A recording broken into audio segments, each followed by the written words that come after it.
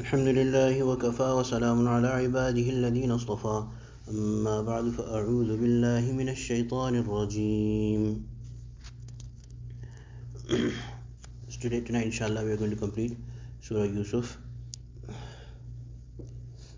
One of the things that was missing from the ma'arif or the understandings from this surah, where Allah subhanahu wa ta'ala has said فَبَدَأَ بِأَوْعِيَتِهِمْ قَبْلَ وِعَاءِ أَخِيهِ ثُمَّ اسْتَخْرَجَهَا مِنْ وِعَاءِ أَخِيهِ كَذَلِكَ كِدْنَا لِيُوسُفَ مَا كَانَ لِيَأْخُذَ أَخَاهُ فِي دِينِ الْمَلِكِ إِلَّا أَنْ يَشَاءَ اللَّهُ نَرْفَعُ دَرَجَاتٍ مَنْ نَشَاءُ وَفَوْقَ كُلِّ ذِي عِلْمٍ عَلِيمٍ. This ayah is a proof that Allah subhanahu wa ta'ala has allowed something which is called hila shar'iyya. So hila means a method, and there is two kinds of methods that people assume. So one is that there is a command of Allah subhanahu wa ta'ala and you have to fulfill it, but sometimes there is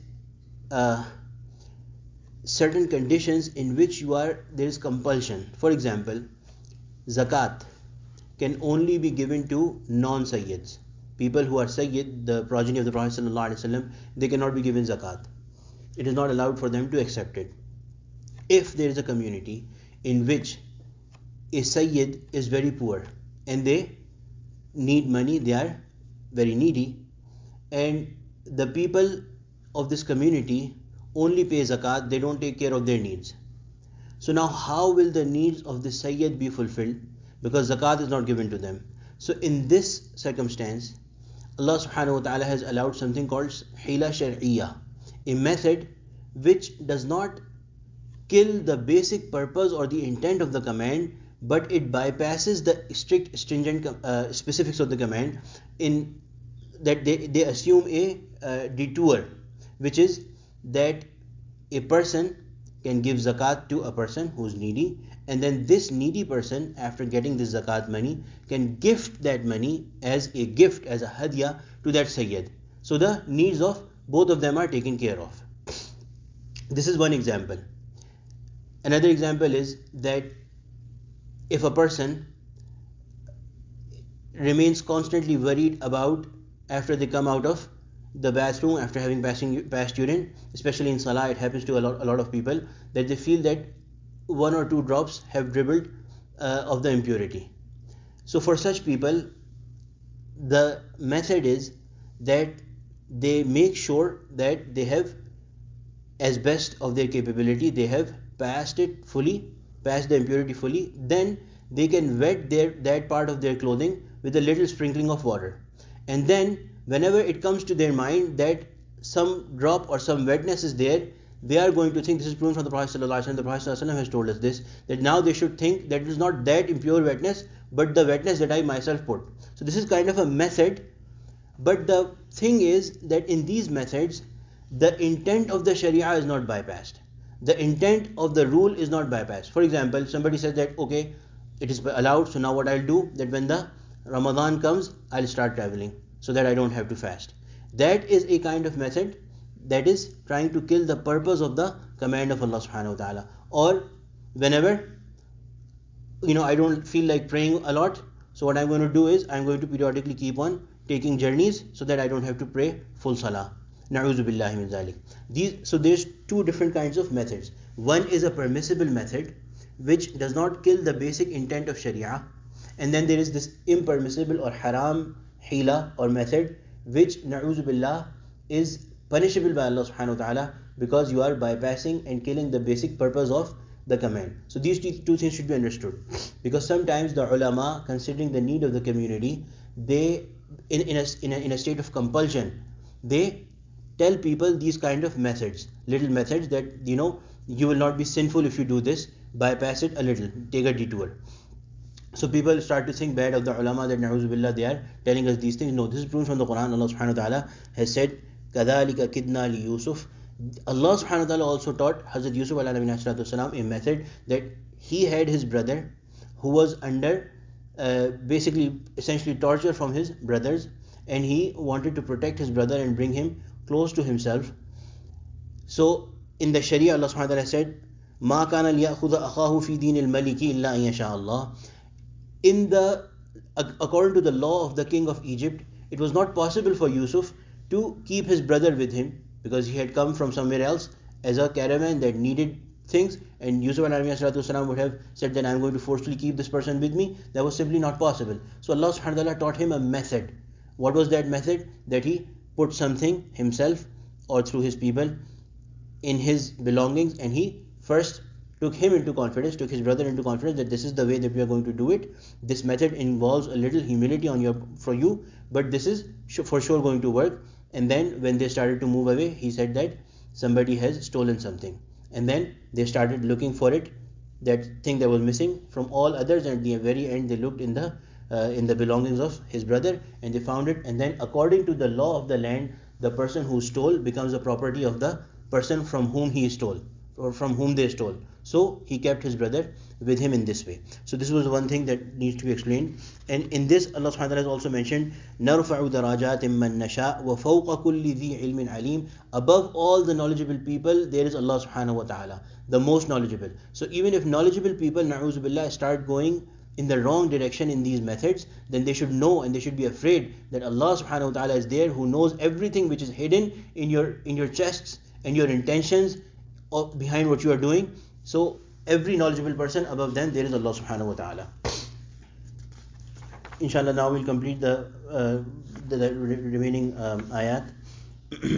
Last night we read the ayah where Allah subhanahu wa ta'ala said that all this story is part of Amba il-Ghaib, that the news of the unseen that Allah subhanahu wa ta'ala gives to the Prophet sallallahu alaihi wasallam. It is not the knowledge or the ilm of the Prophet sallallahu alaihi wasallam himself, but it is something that is given to him by Allah subhanahu wa ta'ala. وَمَا تَسْأَلُهُمْ عَلَيْهِ مِنْ وَمَا أَكْثَرُ النَّاسِ وَلَوْ حَرَصْتَ بِمُؤْمِنِينَ. Most people, they are not going to believe despite your strong desire that they become mu'min. وَمَا تَسْأَلُهُمْ عَلَيْهِ مِنْ أَجْرٍ إِنْ هُوَ إِلَّا ذِكْرٌ لِلْعَالَمِينَ. The Prophet ﷺ does not demand from them any reward for the work that the Prophet ﷺ is doing. إِنْ هُوَ إِلَّا ذِكْرٌ لِلْعَالَمِينَ. It is only a reminder for all the people of the worlds. وَكَأَيٍّ مِّنْ آيَةٍ فِي السَّمَاوَاتِ وَالْأَرْضِ يَمُرُّونَ عَلَيْهَا وَهُمْ عَنْهَا مُعْرِضُونَ. How many a sign there are in the heavens and the earth, which these people pass by, and they are heedless to them. So they knew that there's signs of the previous populations that were destroyed because they were disrespectful and did not believe in their anbiya, their respective anbiya. وَمَا يُؤْمِنُ أَكْثَرُهُم بِاللَّهِ إِلَّا وَهُم مُشْرِكُونَ. Most of these that they know about, these past populations, they do not believe in Allah without, so and even if they do so with shirk involved. So the Christians and the Jewish people, they in a way believed in Allah subhanahu wa ta'ala, but their belief was equal to kufr because they did shirk, because they associated partners with Allah subhanahu wa ta'ala. أَفَأَمِنُوا أَن تَأْتِيَهُمْ غَاشِيَةٌ مِّنْ عَذَابِ اللَّهِ أَوْ تَأْتِيَهُمُ السَّاعَةُ بَغْتَةً وَهُمْ لَا يَشْعُرُونَ. So when they are doing kufr and shirk, what is their way? Basically, with their actions, what are they doing? Do they feel themselves secure from the visit of Allah's encompassing punishment, or from the sudden arrival of the hour, while they are not conscious of it? So the real thing that they are looking for with their actions of kufr and shirk is punishment from Allah subhanahu wa ta'ala in this world or in the hereafter. It is going to come sooner than later. قُلْ هَذِهِ سَبِيلِي أَدْعُو إِلَى اللَّهِ عَلَى بَصِيرَةٍ أَنَا وَمَنِ اتَّبَعَنِي. Tell them that this is my way. You agree with it or you do not agree with it. This is my way. أَدْعُو إِلَى اللَّهِ. I do not call towards myself, but I call towards Allah subhanahu wa ta'ala. عَلَى بَصِيرَةٍ. With concrete evidence, with concrete full perception. Ana wa man ittaba'ani, me and my followers. So the prime subject of the followers of the Prophet ﷺ of this ayah are the Prophet ﷺ's companions, and then also everybody who believes in Allah subhanahu wa ta'ala and follows the Prophet ﷺ. Their way is that they call towards not themselves but Allah subhanahu wa ta'ala. They connect people with Allah subhanahu wa ta'ala with full understanding, knowledge, and with basira, which is perception. From this it is understood that Hakim Thani has written that for a da'i, for somebody who is calling towards Allah subhanahu wa ta'ala, he has to have some knowledge of Allah subhanahu wa ta'ala, some ma'rifat, some irfan of Allah subhanahu wa ta'ala, some understanding of Allah subhanahu wa ta'ala. Then he can call people towards Allah subhanahu wa ta'ala. Wa subhanallahi wa ma ana min al-mushrikeen. Pure is Allah, and I am not among those who associate partners with Allah subhanahu wa ta'ala, no matter how hard you try, no matter you agree or not. وَمَا أَرْسَلْنَا مِنْ قَبْلِكَ إِلَّا رِجَالًا نُوحِي إِلَيْهِمْ مِنْ أَهْلِ الْقُرَىٰ أَفَلَمْ يَسِيرُوا فِي الْأَرْضِ فَيَنْظُرُوا كَيْفَ كَانَ عَاقِبَةُ الَّذِينَ مِنْ قَبْلِهِمْ وَلَدَارُ الْآخِرَةِ خَيْرٌ لِلَّذِينَ اتَّقَوْا أَفَلَا تَعْقِلُونَ. Another question that these people raise is that why is the Prophet ﷺ a man? Why is he not an angel? Allah subhanahu wa ta'ala is saying that even before we have not sent messengers other than men from the people of the towns whom we inspired with revelation. So Allah subhanahu wa ta'ala selected certain people from the towns, from the populations, and Allah subhanahu wa ta'ala chose them to be their Nabi. So this is the way that Allah subhanahu wa ta'ala has done in the past. When you believe in the past Anbiya, why would you not believe in the Prophet sallallahu alaihi wasallam? أَفَلَمْ يَسِيرُوا فِي الْأَرْضِ فَيَنْظُرُوا كَيْفَ كَانَ عَاقِبَةُ الَّذِينَ مِنْ قَبْلِهِمْ. Do they not travel in the land where they could have seen how was the fate of those before them? وَلَدَارُ الْآخِرَةِ خَيْرٌ لِلَّذِينَ اتَّقَوْا أَفَلَا تَعْقِلُونَ. Hereafter, the place of hereafter, the abode of hereafter is khayr, way better, much better for those who have taqwa or fear Allah subhanahu wa ta'ala. أَفَلَا تَعْقِلُونَ. Will you then not understand? حَتَّى إِذَا اسْتَيْأَسَ الرُّسُلُ وَظَنُّوا أَنَّهُمْ قَدْ كُذِبُوا جَاءَهُمْ نَصْرُنَا فَنُجِّيَ مَن نَّشَاءُ وَلَا يُرَدُّ بَأْسُنَا عَنِ الْقَوْمِ الْمُجْرِمِينَ. So the way of Allah subhanahu wa ta'ala is that sometimes in His perfect wisdom, Allah subhanahu wa ta'ala allows people time.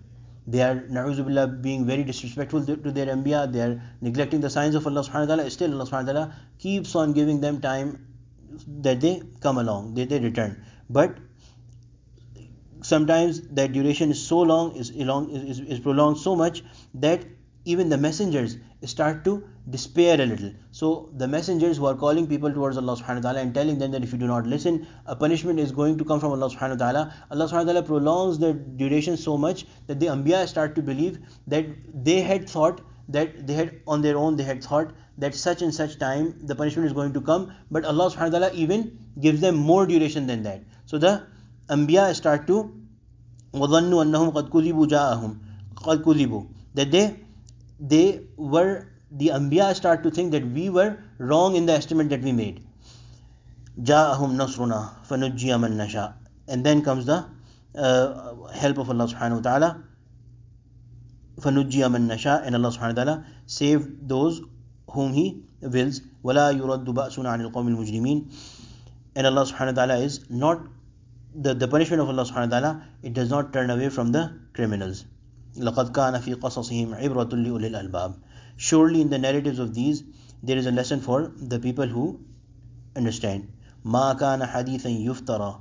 This is not an invented story. وَلَكِنْ تَصْدِيقَ الَّذِي بَيْنَ يَدَيْهِ.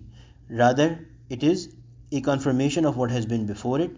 So the story of Hadith Yusuf alayhi wasallam, as was said last night, it is mentioned in all the scriptures, the books. وَتَفْصِيلَ كُلِّ شَيْءٍ وَهُدًى وَرَحْمَةً لِقَوْمٍ يُؤْمِنُونَ. So this Quran, it is a confirmation of what came before, and it is a detail, an elaboration of everything that is needed for faith. وَرَحْمَةً لِقَوْمٍ يُؤْمِنُونَ. And it is a guidance, hudan wa rahma, guidance and mercy for the people who believe in it. In general, in principle, Quran and the Prophet ﷺ, they are mercy for everyone. But those people who choose to turn away, they turn this mercy into a punishment in their favor, that because of neglecting and turning away, their crime increases and they become criminals. May Allah subhanahu wa ta'ala protect us from becoming among the disbelievers. May Allah subhanahu wa ta'ala always keep us steadfast on the path of iman. Amin ya rabbal alameen. ربنا تقبل منا انك انت السميع العليم وتب علينا انك انت التواب الرحيم وصلى الله تعالى على خير خلقه سيدنا مولانا محمد وعلى اله وصحبه اجمعين برحمتك يا ارحم الراحمين.